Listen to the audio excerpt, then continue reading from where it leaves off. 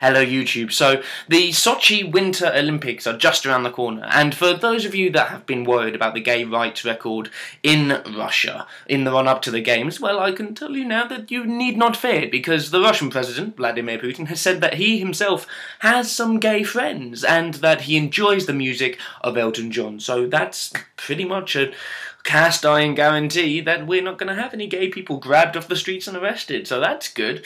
In a recent interview, he said this: "We are not banning anything.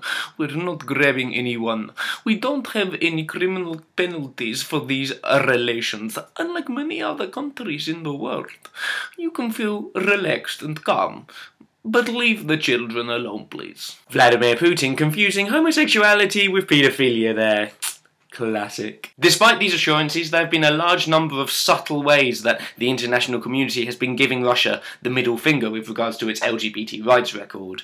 There's Obama, who has put together a delegation that's going to be representing him, which is headed by Billie Jean King, the ex-tennis player and queen of all the lesbians. And the UK have decided to send Maria Miller, the culture secretary. UK sending the hard hitters there. Despite all of this hoo-ha surrounding gay issues in Sochi, there are actually only 6 openly out competing athletes in Sochi. They are all women, and they include, and I apologise for the way I'm pronouncing these names, Irene Verst, a Dutch speed skater, Sanne van Kerkhoff, a Dutch short track speed skater, Barbara Jazza, Slovenian cross-country skier, Anastasia Bushis, a Canadian speed skater, and Belle Brockhoff, an Australian snowboarder. I apologise for ruining all of those names. So that's 6 out of 2,500 competing athletes, which is 0.0024%, which is way below even the most conservative estimates for the percentage of gay people per, general population, which is a little bit depressing. But the BBC have decided to send over Claire Balding as one of their main TV presenters, who is an openly gay lady.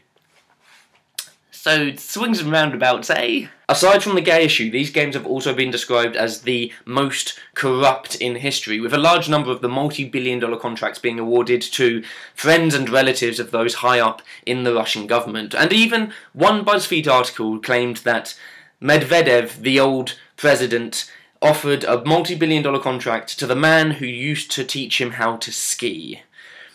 And it's just kind of, levels of that corruption are just, you can do nothing but admire it, really. Sochi isn't the only questionable recipient of a large major sporting event in the last few years. Russia will also be hosting the 2018 World Cup, and that will be followed in 2022 by the wonderful Gulf nation of Qatar. Now, Qatar is an interesting one, because it's kind of like Russia.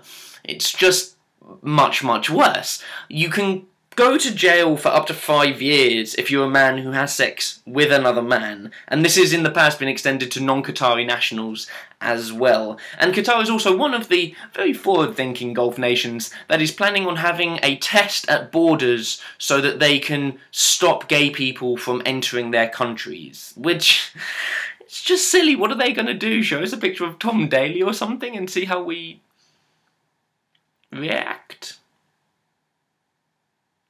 Okay, yeah, fair enough, that might work. In terms of preparation for the Qatar World Cup, there have been some sources that suggest that there could be up to 600 people die every single year until 2022 on building sites linked to the World Cup. And this is because Qatar and its construction industry implement something very close to slave labour. I should also touch on Brazil, which is going to be the host of this year's World Cup and the next Summer Olympics.